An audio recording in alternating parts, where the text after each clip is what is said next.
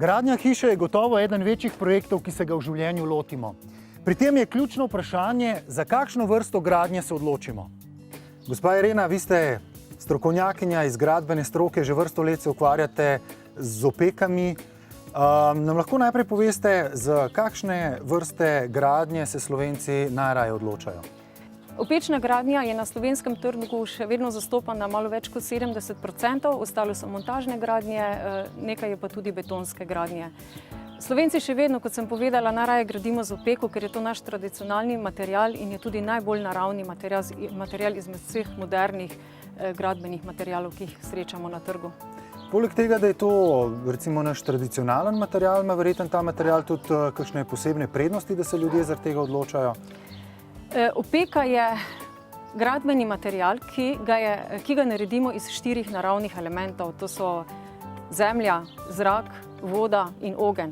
S tem, ko žgemo opeko na visokih temperaturah, ji naredimo izredno visoko trdnost in ne samo trdnost, tudi obstojnost in hkrati ohranimo vse tiste dobre lastnosti, ki nam jih ponuja glina.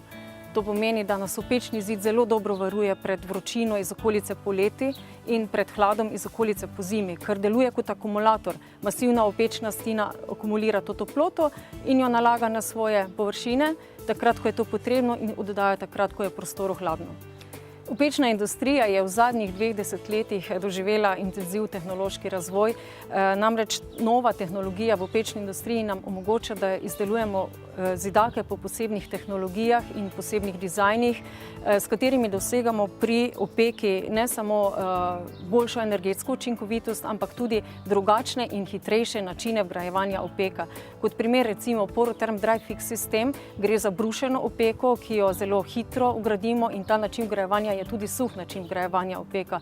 S tem sodobnim načinom vgrajevanja opeka, kjer opeko lepimo, namesto da jo vgrajujemo z malto, smo zelo hitri pri gradnji in tako omogočimo zelo hiter napredek gradnje, tudi vselitev je hitrejša, investitorju ni potrebno čakati, da se opečne stene posušijo, pravzaprav nam omogoča več kot enkrat hitrejšo gradnjo v primerjavi z klasično gradnjo, kjer je vezivo še vedno malta. Lepilo se nanaša na opečni zid tako, da se prva vrsta opeke vedno položi na popolno ravno izravnavo iz malte in potem opečne zidake po površini samo preprosto odprašimo z zidarskim vlažnim čopičem. Namreč to moramo narediti zaradi tega, da odprašimo morebitne prašne delce, ki so ostali na opeki.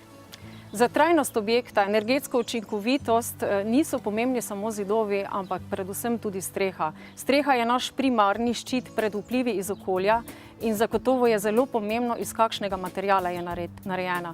Opečni strešniki so tradicionalni, preizkušeni in zagotavljajo največjo možno mero varnosti pred vsemi vplivi. Šli smo tako daleč v opečni industriji strešnikov, da lahko danes strešnik gradimo celo na fasado. Tako da pri vertikali ni omejitev. Omejitve so le v horizontali, tukaj pa že izdelujemo z najnovejšo tehnologijo tudi strešnike, ki omogočajo opečno kritino pri 13 stopinjah ali več.